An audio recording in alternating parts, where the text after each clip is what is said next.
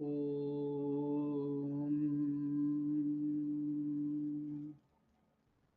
स्थापकाय च धर्मस्य सर्वधर्मस्वरूपिणे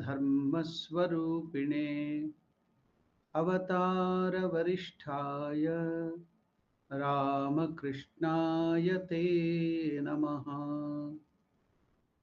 Namaskar to all of you. Welcome to the study of the life of Ramakrishna Ji Maharaj, who was originally called as Shashibhushan Chakrabarti.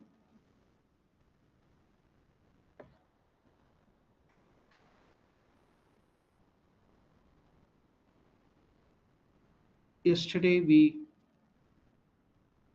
saw about the way the Vesper service were done by Shashi Maharaj to Sri Ramakrishna after his passing away in front of his photo, or keeping the urn, the relics of Sri Ramakrishna, as explained by Swami Virajanandaji Maharaj, a monastic disciple of Vivekananda. Then, after the Vesper service,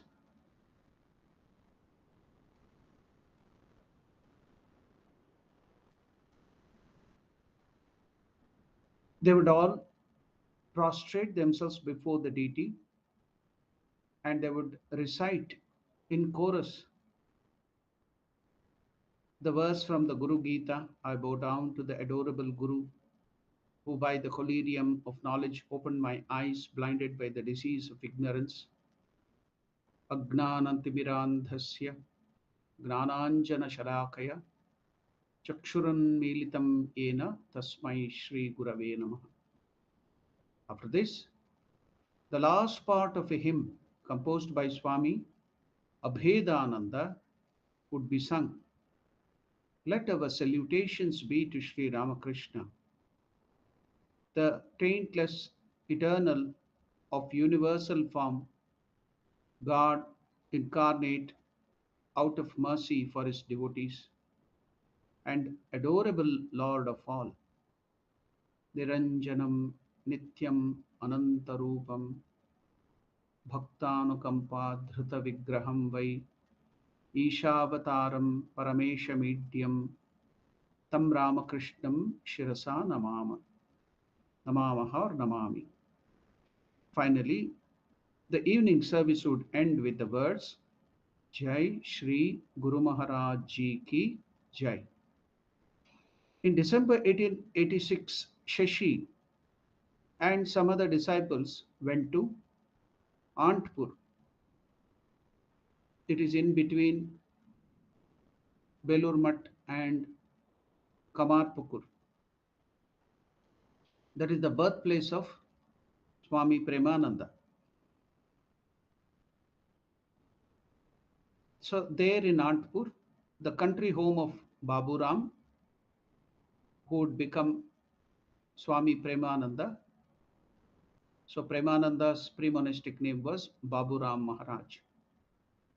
Inspired by Narendra, they took informal vows of monasticism during a night-long vigil around a sacred fire. To their surprise, later they discovered that their vigil had taken place on Christmas Eve. A month later, they took formal monastic vows by performing the traditional Viraja Homa. Raja. So Viraja, blemishless, pure. Homa, Viraja Homa. Ceremony, Viraja Homa ceremony in Varahanagara or Baranagar. So this is the Homa or the Viraja mantra will come in the Taittiriya Mahanarayana Upanishad. So taking this vow in front, or the as a fire Agni as a Sakshi witness, taking those sannyasa monastic vows is called Viraja Homa ceremony. Now all the sannyasins for taking up the monastic vows have to perform this Viraja Homa and take the promises, the vow of sannyasa monasticism. Now, Narendra, as I told you earlier, gave the name Swami Ramakrishnananda to Shashi Bhushan Chakravarti, knowing that his devotion to Sri Ramakrishna was second to none. It is extremely important for future generation to know every detail of the beginning of Ramakrishna movement, how the master's disciples faced hunger, pain, poverty, and persecution, and how they overcame them by the power and grace of the master. The financial help of Surendra Mitra and a few other devotees, householder devotees of Ramakrishna, was not sufficient to maintain the monastery. The young monks had to survive on the most meager food. They had very little clothing and they slept on the floor under a single big mosquito curtain for want of separate bedding. During this trying period, Ramakrishnananda, that is Shashi, now he's got the sannyasa name Ramakrishnananda. Ramakrishnananda worked as a teacher during this trying period. Ramakrishnananda worked as a teacher in the Baranagar High School for 2 hours daily after lunch, foregoing his rest. He continued this for 3 months to support the monastery. The young monks went out daily by turns for alms. They would beg food and they became the target of taunts and pity from the local people. The food they collected was not even sufficient for the day. Some day they lived only on rice with a pinch of salt. But every day it was a festive day because they used to remember God, meditate on God. And it would become a festive day when they got a vegetable curry. One day, 4 monks went out for alms. So that's called Madhukari Bhiksha. The monks are supposed to beg alms. One day, 4 monks went out for alms, but unfortunately received nothing. The monastery store was also empty. Ramakrishnananda was anxious and disturbed, thinking that the master would have to starve that day as there was nothing to offer him. So you should know that for Ramakrishnananda and others, it was not just a photo. It was their living Ishtadevata. So since they couldn't offer anything that day, the store was empty, they couldn't get anything for alms. So now Ramakrishnananda was anxious and disturbed, thinking that master would have to starve that day as there was nothing to offer to him. Giving up the desire for food, the brother disciples became absorbed in devotional singing, bhajans, meditation, and japa. Ramakrishnananda then secretly went to the house of a friendly neighbor and said to him, "Brother, dear, today nothing has been obtained from begging. Could you give me a few handful of rice, some potato, and a little ghee, clarified butter?" Although other members of his family were not sympathetic to the young monks, but that friendly neighbor gave Ramakrishnananda a half pound of rice, some potatoes, and a little ghee. The Swami gladly cooked that food and offered it to Sri Ramakrishna. He then mixed it together and made some balls which he carried to the hall and put in the mouth of each monk. We have seen in olden India, that too in the middle class family or the poor family, if there would be no food in the house or less food, so there would be many children, many people in the house. The mother would cook rice and curry, mix it up, keep it in a bowl, make all the family members to sit round her, and she would take up a handful of rice and curry mixed together. So one ball of that curry, she used to put it into the hands of the children. That was the food, one morsel or two morsel of food.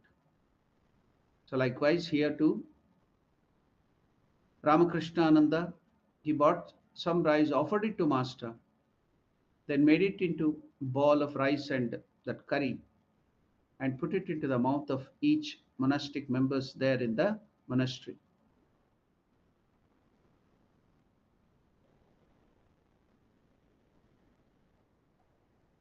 The Swami gladly cooked that food and offered it to master. He then mixed it together and made some balls which he carried to the hall and put one in the mouth of each monk. That small amount of sanctified food appeased their hunger, and they were touched by Ramakrishna Ananda's love and concern. With delight, they asked, Brother Shashi, where did you get such delicious food? Many years later, Swami Vivekananda recalled, Oh, what a steadfastness to the ideal did we ever find in Shashi. He was a mother to us. It was he who managed our food. We used to get up at 3 o'clock in the morning. Then all of us, some after bathing, would go to the shrine and be lost in japa and meditation. There were times when the meditation lasted to 4 or 5 o'clock in the afternoon. You can imagine how they were meditating and doing japa. After taking the bath, they used to get up 3 o'clock in the morning. After taking the bath, they used to go to the shrine to be lost in japa and meditation. There were some times when their meditation in the monastery lasted to 4 or 5 o'clock in the afternoon. Can you imagine? Shashi would be waiting with our dinner. If necessary, he would, by sheer force, drag us out of our meditation. Who cared then if the world existed or not? That was the intensity of austerity, sadhana, of all these direct disciples of Sri Ramakrishna. Love removes friction and factions. There may be so many frictions and factions, but here we can see love removes friction and faction. The disciples often had differences of opinion about how they should perform their work, but not in their goal. God realization was their goal. Now, you should note it. There are different disciples there of Ramakrishna of different nature. So the disciples often had differences of opinion about how they should perform their work, but they never had any differences in their goal, that is God realization. Because your goal is God realization, so whatever might be your nature, whatever might be your difference of opinion, they were all united in their goal. Swami Adbhutananda, that is Lato Maharaj, reminisced What did he reminisce? Once there was a heated exchange of words between the brother disciples in connection with the shrine. It began when a householder devotee said, what did the householder devotee comment on them? You fellows do nothing but act as priests to the photograph of Master, burning incense and waving lights before it, just as Orthodox priests do before the stone image of Goddess Shitala. This remark upset Brother Shashi very much, and he said sharply, the money of such a householder should not be touched with a barge pole. It is cursed. Brother Loren, now this reminiscence is told by Latu Maharaj or Adbhutananda. So now he's telling he couldn't pronounce Naren. He used to pronounce as Loren. Brother Loren, that is Vivekananda, used to be amused when he saw Shashi angry. He told him, all right, then go and beg food for your master. Very well, responded Shashi. And I will not touch a bit of your money either. I will beg in order to feed my master. Loren said with a smile, and I suppose you will offer him Luci's fried bread that you get by the begging. Undaunted, Shashi replied, yes, I will offer him Luci's, because Luci was a luxury to get fried bread or puri. You know that puri, to make puri, it is quite costly for those poor monks. So Narendra is taunting Shashi, and I suppose you will offer Luci fried bread, that is puri, you get by begging. So that made Shashi still bold. Undaunted, Shashi replied, yes, I will offer Ramakrishna Lucis, and moreover, I will serve those offered Lucis to you to gulp down afterwards. Then Loren pretended to get angry. No, by no means will I allow Lucis to be offered to him while we have nothing to eat. Such a master should be thrown out. If you won't do it, I am going to throw him out myself. Saying this, Narendra, that is Naren, he sprang up and started towards the shrine. Shashi said something in English and ran after him. Our Latu Maharaj doesn't know English, so he cannot tell what Shashi told in English. So he's telling Shashi told something in English and ran after him. When I saw what was happening, I tried to intercede. I told Loren, that is Naren, brother, why are you opposed to Shashi's desire to serve the master Lucis? Let him go his own way and you yours. Loren returned. Now when Latu told this, Loren returned, keep quiet, you fool. A harsh retort was about to come out of my mouth when brother Loren laughed, such a laugh that Shashi too began to laugh. A few minutes later, we were all sitting together making arrangements for master's worship. Swami Adbhutananda, that is Latu Maharaj, spoke of another incident about Ramakrishnananda's uncompromising attitude of service to Sri Ramakrishna. One day, Brother Shashi asked the old Swami Sachidananda, to put a fresh twig, stripped of leaves and bark, that is the neem twig, for Sri Ramakrishna's morning ablutions, brushing the teeth.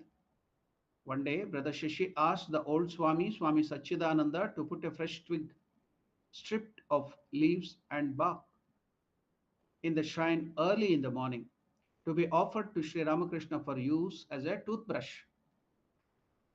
That old Swami Sachidananda did not know that one end of the twig was to be gently beaten to soften the fibers and make them brush like.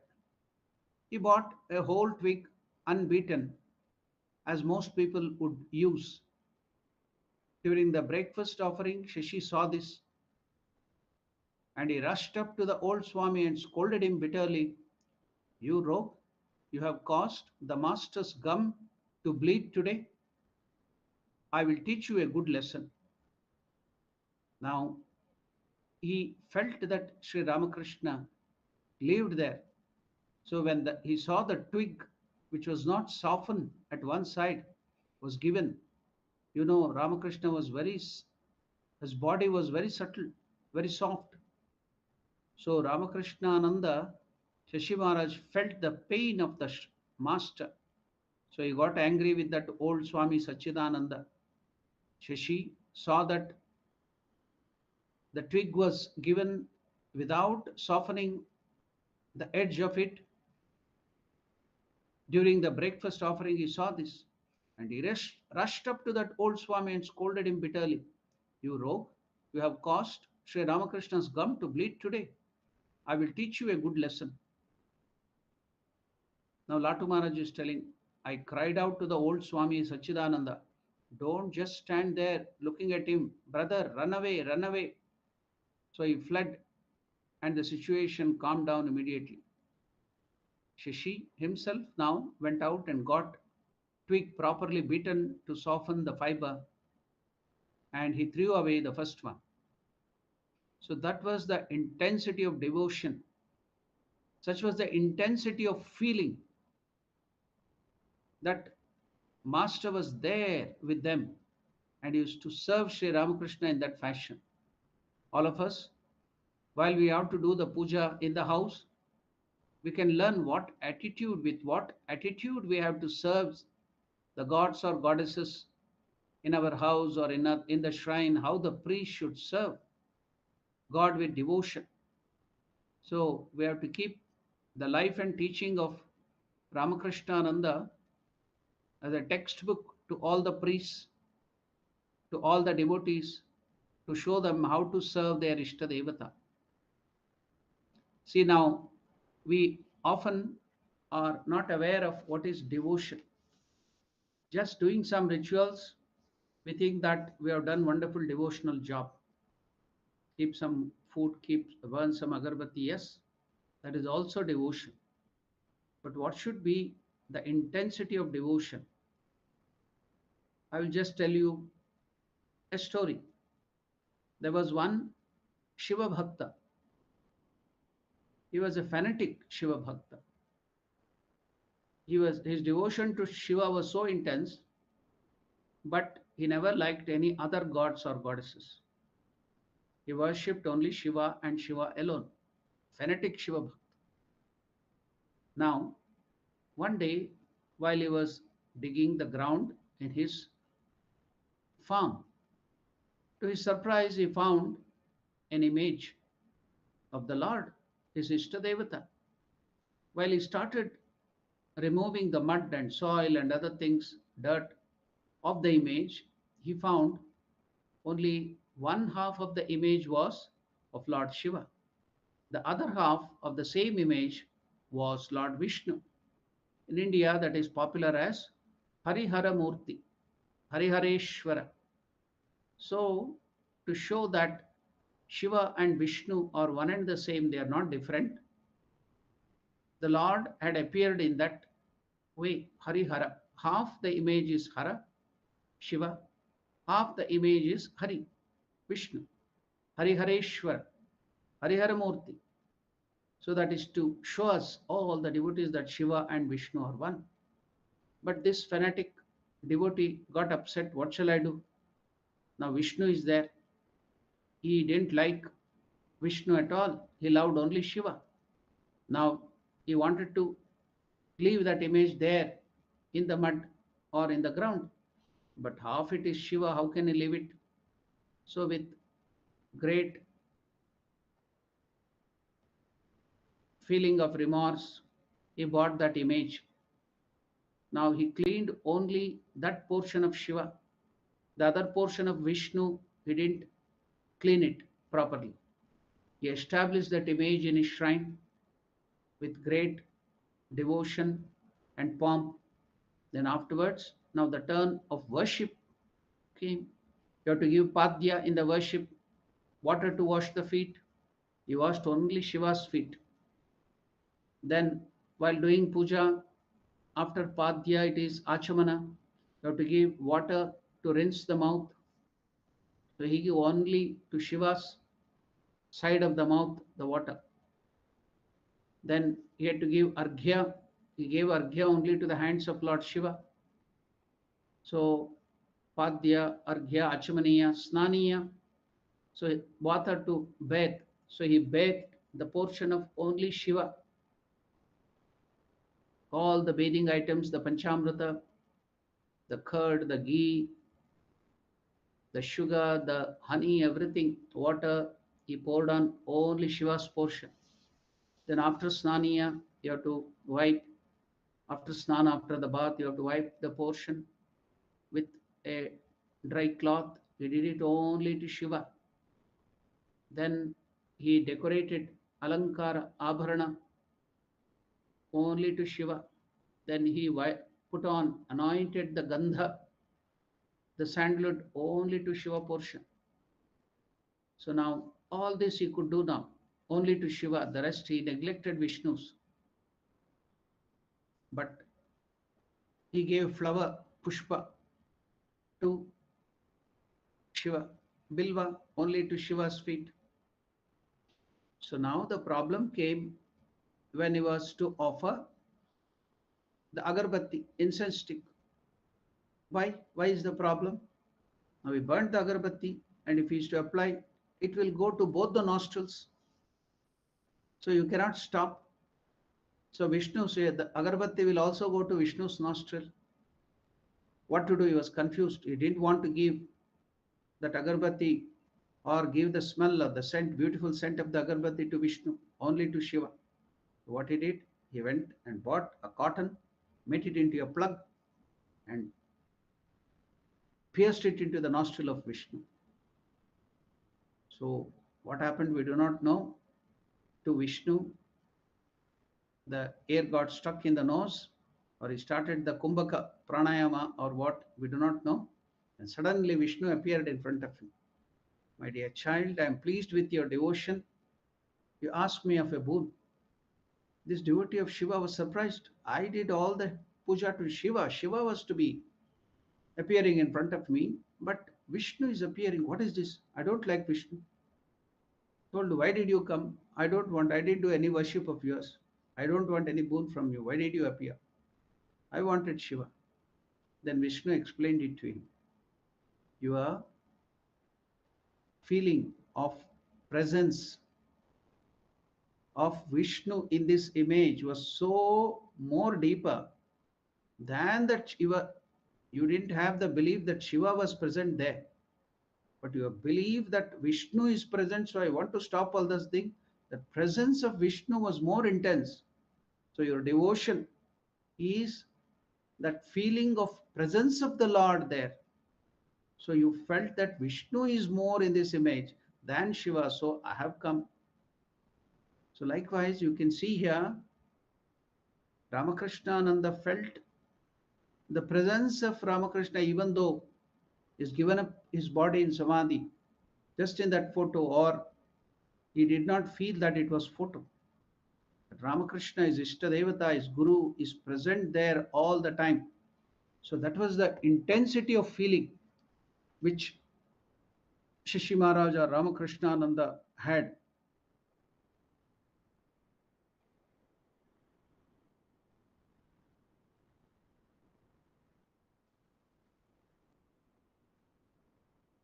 Christmas Eve was always celebrated at Baranagar Monastery.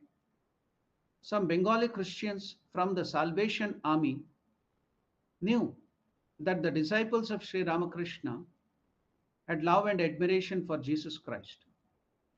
So they would visit the monastery often with the ulterior motive of converting the monks into Christianity. One day, these Christians from the Salvation Army, they came to the monastery with the ulterior motive of converting all the monks to Christianity. That day, they audaciously made a proposal of conversion to Ramakrishnananda and others, saying that none but Christ could grant salvation. Only Christ. Your deities, your gods and goddesses in Hinduism, they cannot help you.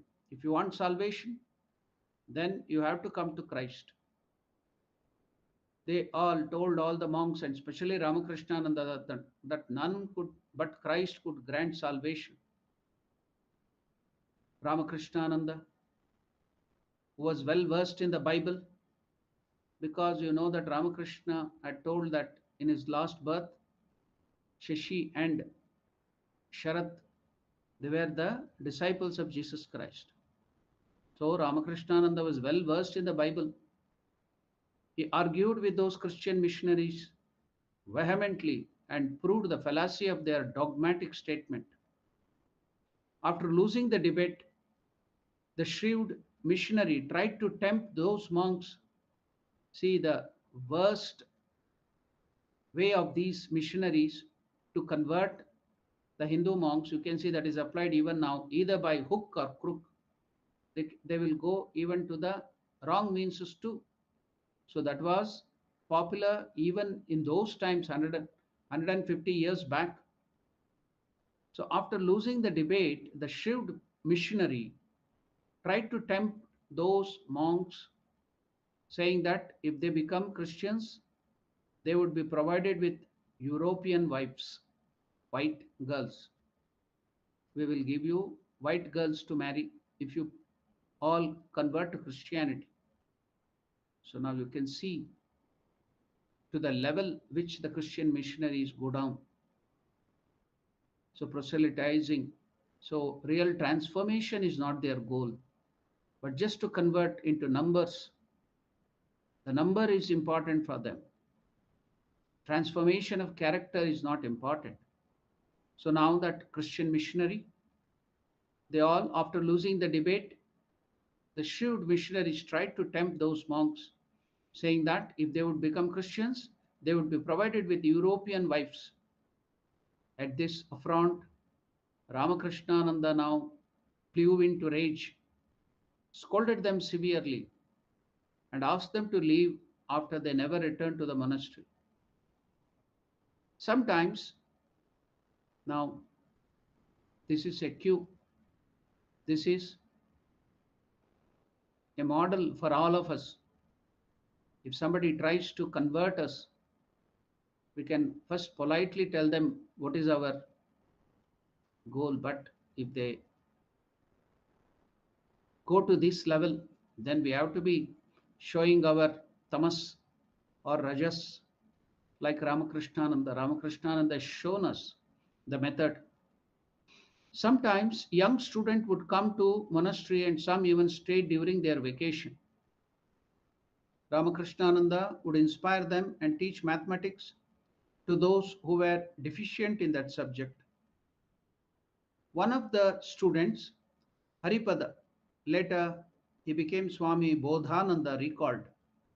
As a student, this Swami Bodhananda, in his pre-monastic days, as a student, used to come to Ramakrishnananda to learn mathematics. One day, Swami Ramakrishnananda explained to us the technique of self-confidence. If anybody asks you if you can give a talk on Bhagavad Gita, don't say, I don't know the teaching well enough to give talks on them. Shake off this false timidity and say yes. That assertion will be honest and truthful. On the contrary, if you hesitate and say, I know a little, many people will believe that, and that will be wrong. Have courage and confidence in your ability. Make the resolve, I can do it, and I will do it. And through the grace of Master, you will succeed. So this is how he used to teach the students who used to come to him, the technique of self-confidence. So let us all go through that again, that wonderful way of getting self-confidence, so that you too can put this into practice, or you can also teach your children or your friends this technique. So let me take you through that again. One day, Swami Ramakrishnananda explained to us, who is telling this, Haripada, who would become later on Swami Bodhananda. He used to come to the ministry, Baranagar ministry, as a student. So one day Ramakrishnananda explained to us the technique of self-confidence. If anybody asks you if you can give talks on the Gita, Bhagavad Gita, don't say, I don't know the teachings well enough to give talks on them. Shake off this false timidity. See, shake off this false timidity and say yes. That assertion will be honest and truthful. On the contrary, if you hesitate and say, I know very little, many people will believe, and that will be wrong. Always have courage and confidence in your ability. Make the resolve, I can do it, and I will do it. And through the grace of Master, you will succeed. Beginning in 1887, some of Sri Ramakrishna's disciples began to travel to different places as itinerant monks. They practiced austerities in the Himalayas and other holy places of India. Between their travels, sometimes they would return back to the monastery. During this period, Ramakrishnananda never went out. So, though all the other monks would go out to different places in Himalayas for austerities, and they would go around India as itinerant monks, but Ramakrishnananda would never go out. To serve Ramakrishna was his great pilgrimage. Service to Ramakrishna, puja to Ramakrishna was his pilgrimage and austerity. That was his intense Guru Bhakti and devotion to Sri Ramakrishna. In February 1892, the Ramakrishna monastery was moved from Baranagar to Alambazar Mutt. So now you know that building was a rented building and it was haunted and was about to collapse. That was a dilapidated building. So they had to shift. In 1992, the Ramakrishna monastery was moved from Baranagar to Alambazar, another place, another old house. If you go to Calcutta, you can visit all these places. The Baranagar monastery as well as the Alambazar monastery are now present in the hands of Ramakrishna mission, and they have converted into monastery there. So they moved to Alambazar Mutt, not far from Dakshineshwar temple garden. The Alambazar monastery was a large two-storied building with a number of rooms and pillared verandas.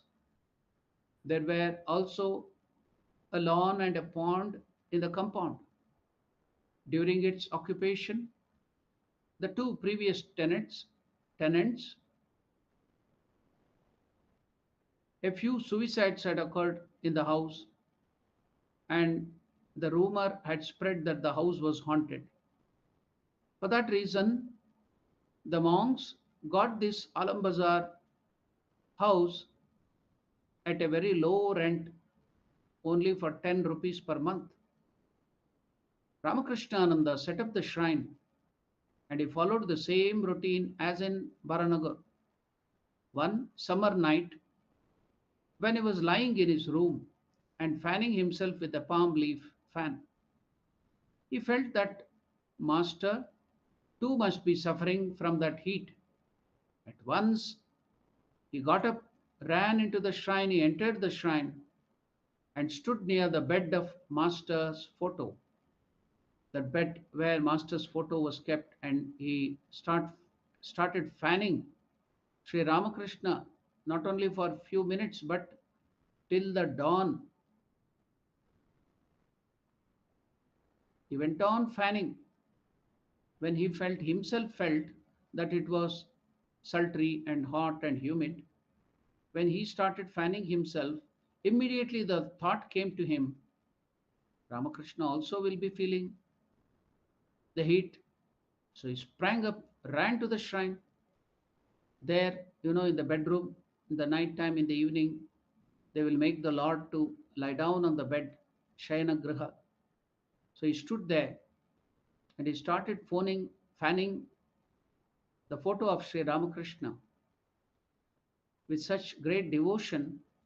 He did it the whole night up to dawn, continuously with that with that palm leaf fan. He at once entered the shrine and stood near the bed of the master, fanning him till dawn. That was his feeling, that was his devotion. Can you imagine? We all people complain, oh, we don't get the realization of God.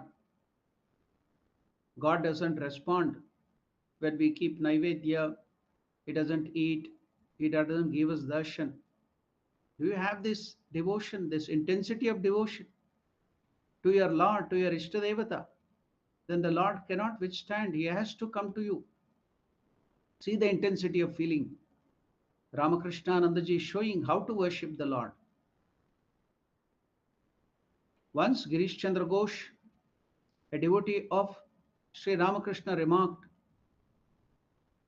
Shashi is asana siddha, perfect in sitting. Otherwise, it is impossible for anyone to worship Mother Jagadhatri at a 24-hour stretch, sitting in one posture, one place. Later, someone asked Ramakrishnananda how he was able to sit in one posture for 24 hours for a long time. He replied, Ramakrishnanandaji replied modestly, devotion, bhakti can accomplish anything. If you have devotion, if you have that feeling for the Lord, then it can accomplish anything. You can do anything. Nothing is impossible for devotion. The important thing is bhakti, devotion to God. If you have that intense devotion to God, you will forget your body. Your body consciousness will go. You can do anything if you have devotion. That was the reply, modest reply of Ramakrishna Anandaji. Devotion to God can accomplish anything. We have to note this, very important. What is that? If you have devotion, if you have bhakti, say suppose you have devotion to a person, if you have that love, intense love for some person, then he can accomplish anything for that beloved person. So if you have devotion to God, you can accomplish even more, isn't it? So note this wonderful statement of Ramakrishna Anandaji Maharaj. Devotion can accomplish anything and everything. Everything is not in books. A good student learns by watching his or her teacher. Ramakrishna was a wonderful trainer of the soul, and to live with him was an education. Swami Satchidananda, who was the Swami's helper for some time in Alambazar, recalled, one day Swami Ramakrishna told me, before you sweep the room, say now, please note how much feeling he has towards his Guru Sri Ramakrishna. He feels that Ramakrishna, the Lord, is there present in the shrine. So he's instructing Swami Satchidananda while he was about to sweep the shrine, not to start directly sweeping. Why? Ramakrishna was so subtle. His body was subtle. So we have to treat him with great care. So now, when that Swami Satchidananda is about to sweep, he's telling him, before you sweep the room of Sri Ramakrishna, first sprinkle a little water on the floor. Otherwise, the dust will go on the body of the master. So, before sweeping, sprinkle some water on the floor so that the dust doesn't rise. Not too much of water, then you can't sweep. A little, so that the dust will not spray. A little water, that's all. Then the dust will not rise and it will not disturb the master. Another day, Satchidananda is telling that Ramakrishnananda was instructing me. Another day, he asked me to prepare beetle rolls for master. He chewed one and said, "You have put in too much of lime. Chun, you know calcium, we add calcium. It will burn your tongue if you put more." So Ramakrishnananda tasted one and told, "You have put too much of lime. So much of lime should not be put, very little. You have put in too much of lime. Chun, calcium. It will burn the master's mouth." He entrusted me to put the master to bed in the evening or in the noontime and fan him for some time. And later on, drop the curtain so that mosquito will not trouble him. When I went to take my supper, Shashi Maharaj asked me, "Have you dropped the curtain?" "Yes, Swamiji," I replied. Afterwards, he never asked me to put the master to bed because I had not fanned the master for a sufficient time. One morning, he went to prepare halwa, farina pudding, for the master and found that pan dirty. When he learned that Latu Maharaj had fried gram with oil and chili in that pan, the Swami scolded him, scolded Latu, but later he felt pained because he had hurt his brother. Very early in the morning, he would accompany me to pick flower from the neighbor's garden. After returning, he would put the flower basket near the shrine and pray with folded hands. "Master, give us a piece of land. I shall plant various kinds of flowers and use them for your worship." So that was the way he used to keep that flowers. He used to get flowers from the neighbor's garden. And later on, he used to go to Sri Ramakrishna and pray. So what was his prayer? "Master, give us a piece of land. I shall plant various kinds of flowers and use them for your worship." One day, Satchidananda is telling, I plucked flowers and he became angry, mad at me when he saw the quantity was not enough. Another day, he told me, "You go to Dakshineshwar temple, there in the garden, the Dakshineshwar temple garden, and pick jasmine, mogra." Jasmine, it has very good fragrance, very beautiful fragrance. So we have seen some plants here in South Africa in Durban. I don't see it in Johannesburg, it is in Durban. So they have somehow bought that plant from India and they have planted it here. So here too you can get very good fragrance, the jasmine mogra. So in South India it's called mallige. Another day he told me, "You go to the Dakshineshwar temple garden and pick jasmine and I shall make a garland for Sri Ramakrishna."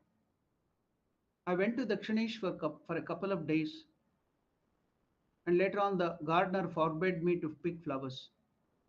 When I reported this to Swami, he asked Yam, that is Mahendranath Gupta, the recorder of gospel, to get permission from the temple manager so that we could pick flowers from the temple garden.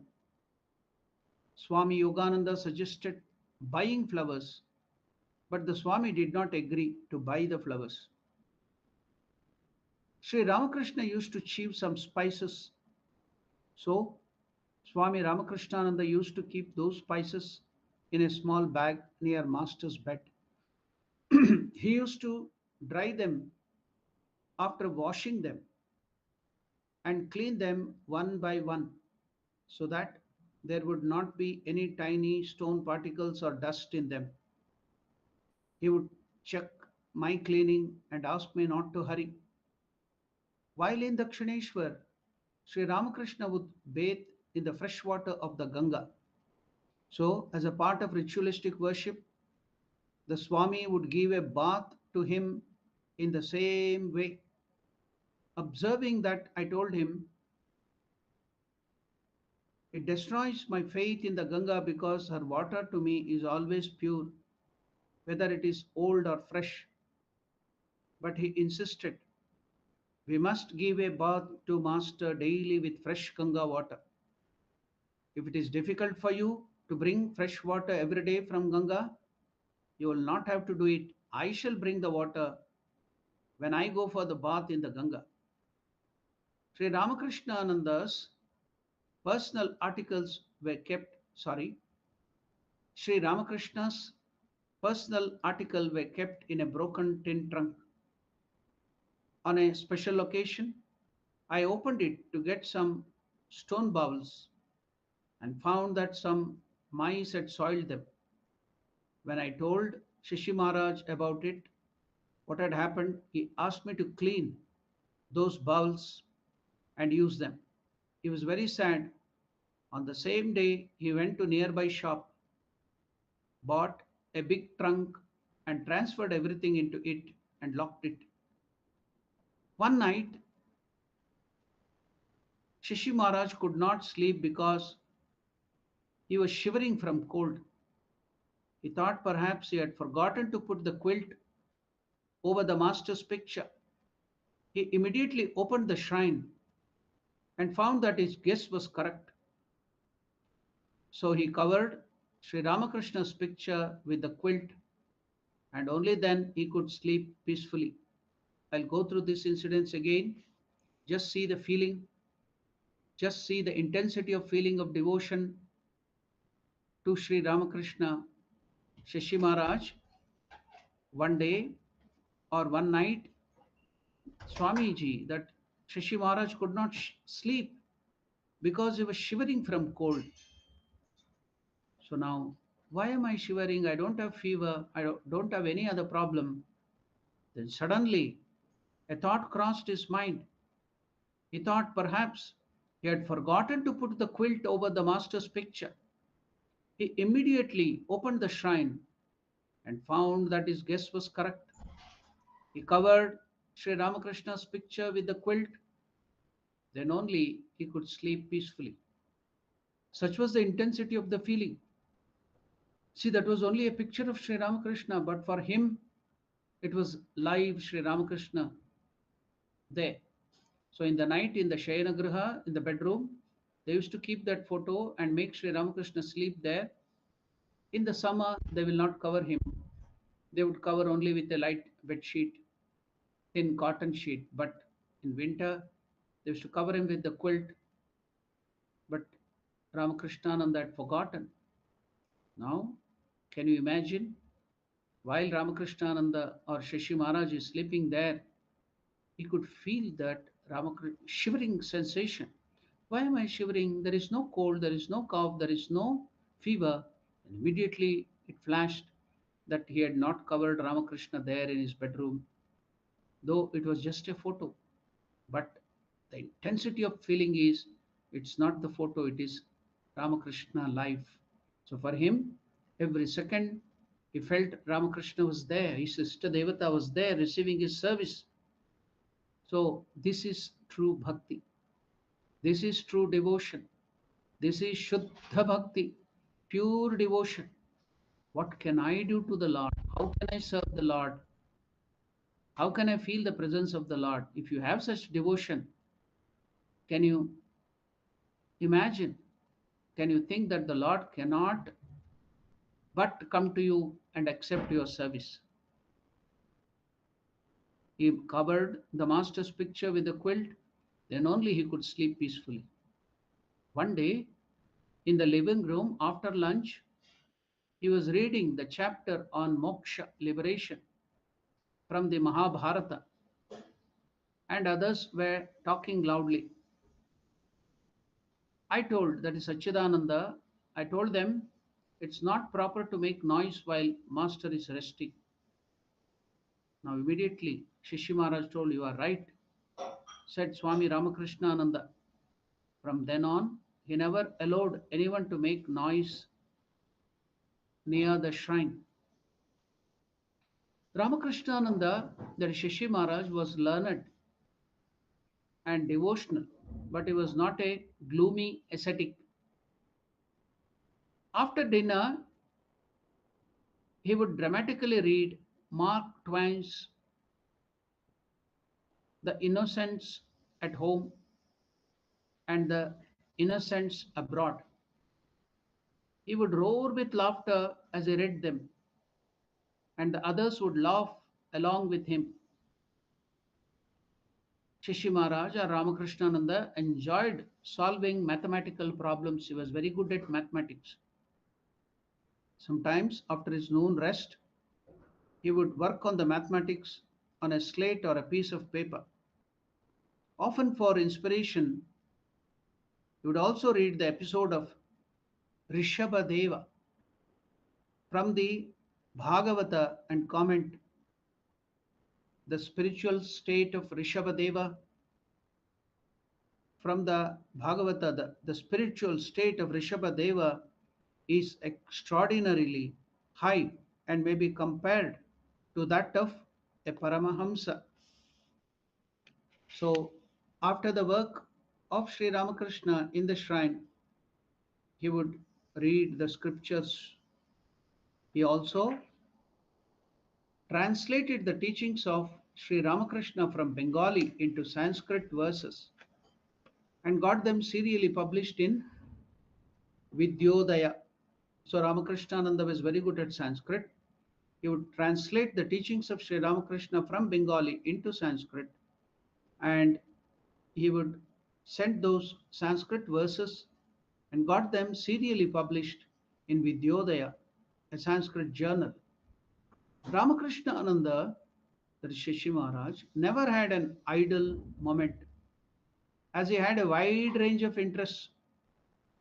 In September 1893, Swami Vivekananda represented Hinduism at the Parliament of Religions in Chicago and became a celebrity. People's attention then fell on the Alambazar monastery. After Swami Vivekananda became very popular as the best speaker and gave the wonderful idea of Hinduism to the whole world, then India became the center of attraction to all the other European countries.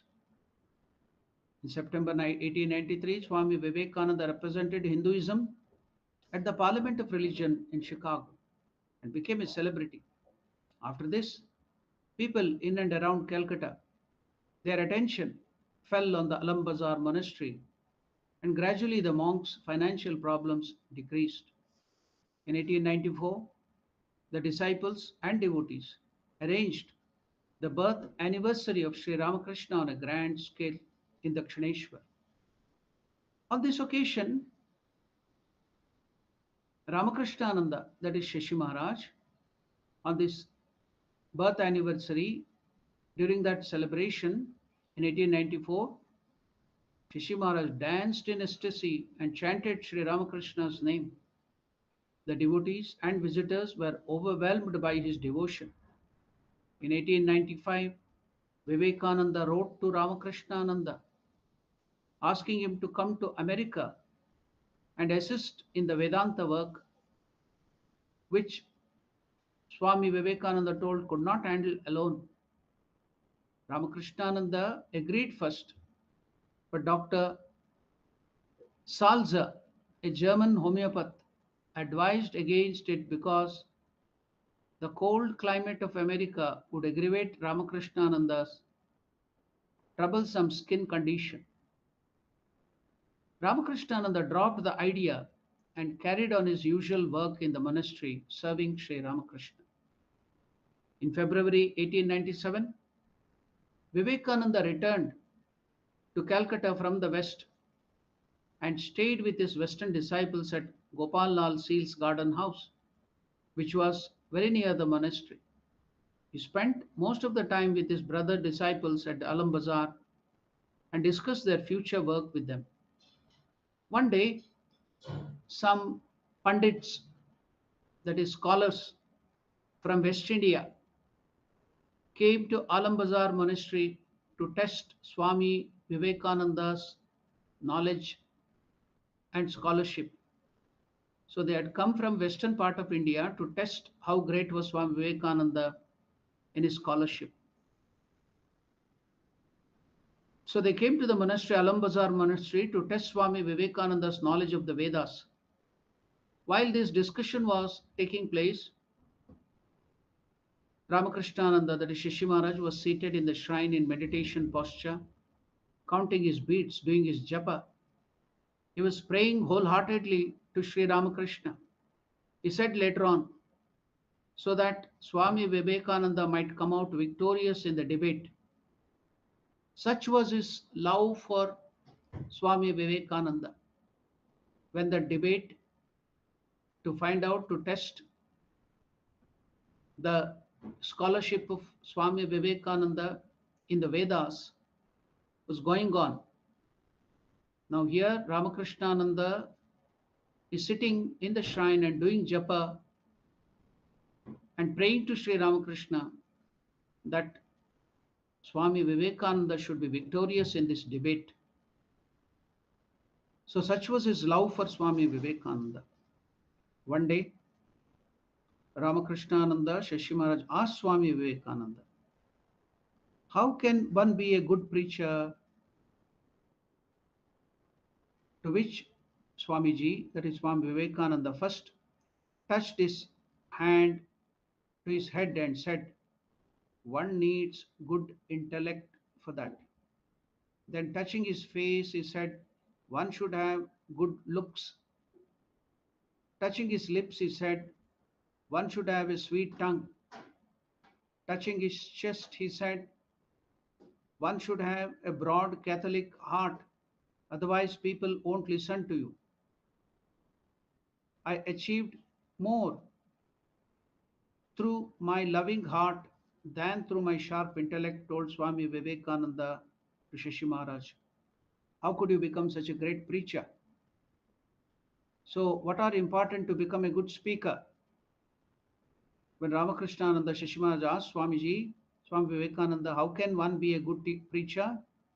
To which Swami Vivekananda replied, he first touched his head and told, one should need good intellect. Then touching his face, he said, one should have good looks. Then touching his lips, he said, one should have a sweet tongue. Then finally, touching his heart, he said, one should have a broad Catholic heart. Otherwise, people won't listen to you. Then he concluded. What did Swami Vivekananda conclude? He told, I achieved all these great things in the Western world, in America and all other places, more through my loving heart than through my sharp intellect. At last, pointing Swami Vivekananda, pointing to his sex organ, he said, one should have self-control. Without brahmacharya, without self-control, you cannot become a good preacher. So self-control is very, very important. This chastity is the most vital aspect in a preacher's life. As Sri Ramakrishna was extremely orthodox,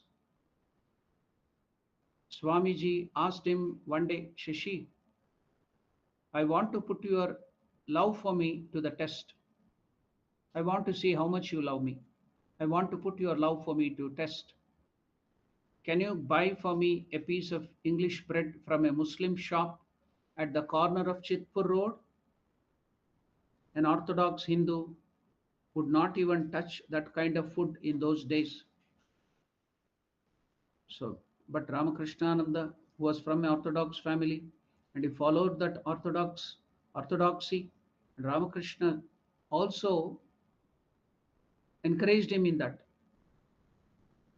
So now, without hesitation, when Swami Vivekananda commanded him, I want to test your love to me, go to that Muslim shop and buy a piece of English bread. In those days, the Orthodox people would never touch that. An Orthodox Hindu would not even touch that kind of food. But without hesitation, Ramakrishnananda obeyed the order of their beloved leader.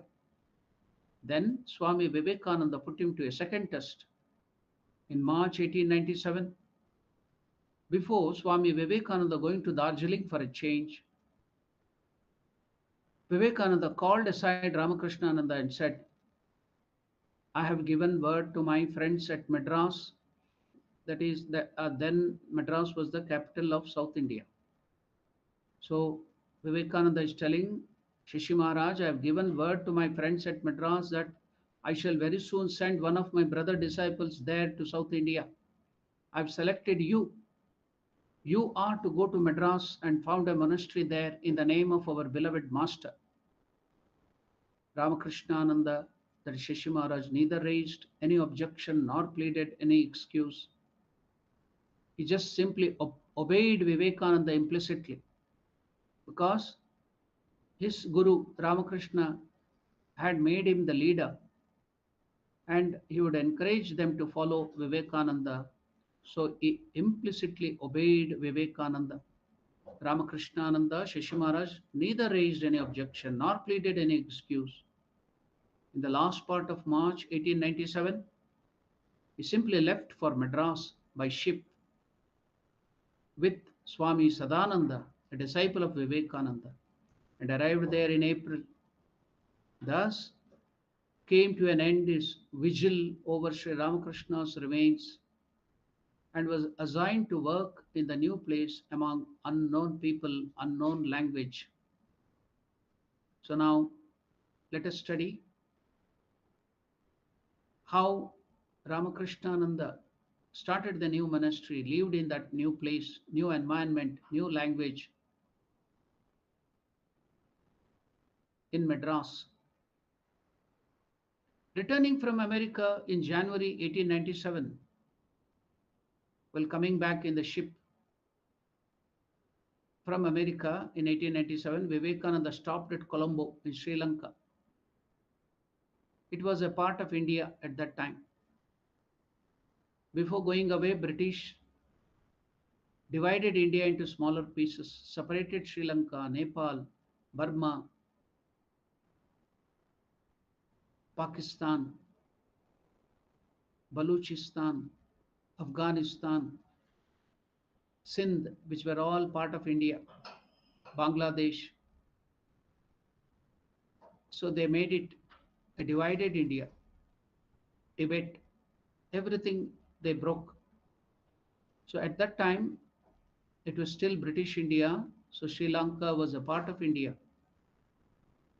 So Vivekananda stopped at Colombo, the capital of Sri Lanka, and some important cities in South India in Madras. He stayed for 9 days in Castle Kernan, which is now taken over to the monastery and made as the Vivekananda Illam,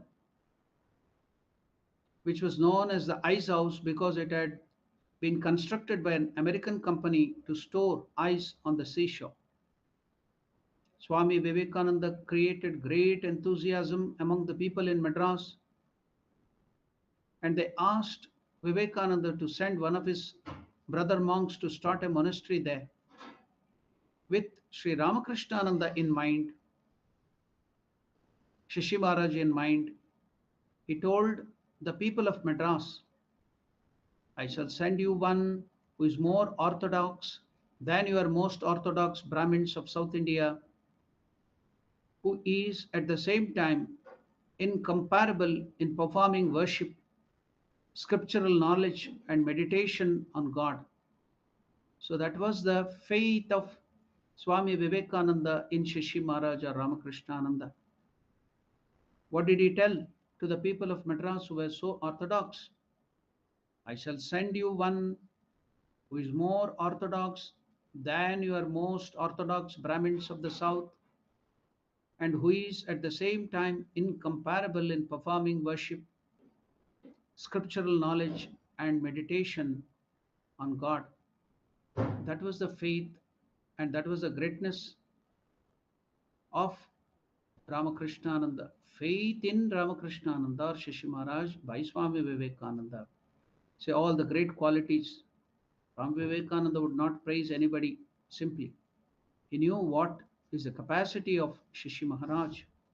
So he told those people, I'm not sending an ordinary present to South India or Madras to start the Ramakrishna monastery, but I'm going to send you one who is more orthodox than your most orthodox Brahmins of the south, and who is at the same time incomparable in performing worship, bhakti, and great knowledge of scriptures, scriptural knowledge. And not only that, who is adept in meditation on God. That was Shishi Maharaj. That was Ramakrishna Ananda. Now we shall stop our discussion here and continue that next Thursday. Until then, we shall be meditating and going through revising this wonderful life of Shishi Maharaj, because we can learn how to perform puja, whichever may be your Ishta Devata, whoever may be your Guru. So if you have to learn Guru Bhakti or the devotion to the Lord, how to perform the devotions, how to light the agarbatti, how to offer the food to God, how to look after God in your shrine. So Ramakrishna Ananda is the ideal. How well he served Ramakrishna. So you have to remember always, we can learn so many things from the life of Shishi Maharaj. Now, if you have any questions, you can ask. Have you any doubts? Have you any questions? So there are no questions on the YouTube live chat. Here, are there any questions here in the Google Live?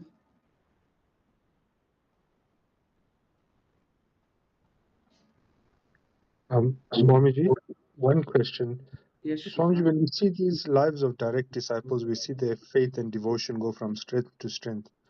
For us as householders and from personal experience, your faith is like a wave. It goes up and down at times. But how do you ensure that it's always moving upwards, Swamiji? That's what, now if you keep a photo of Ramakrishna Ananda, and if you read this wonderful aspect, you can note down some of the incidences, how he served. When you read it again, then automatically you will get inspired. That is the reason we are studying the lives of great disciples, so that we also can get all this adarsha or ideal in us. So when we read the life of somebody, teachings of somebody, by default we will start getting that, it will flow into our mind, into our subconscious, and gradually when we do that repeatedly, it will come in our actions, it will transform into action. That is the reason we are reading. The more you read such great lives, the more you study their teachings, so we will get all these things.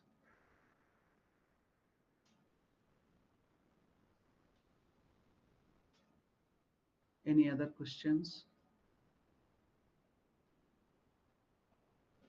Okay, if you don't have any questions or doubts, then I can conclude with the prayer. Om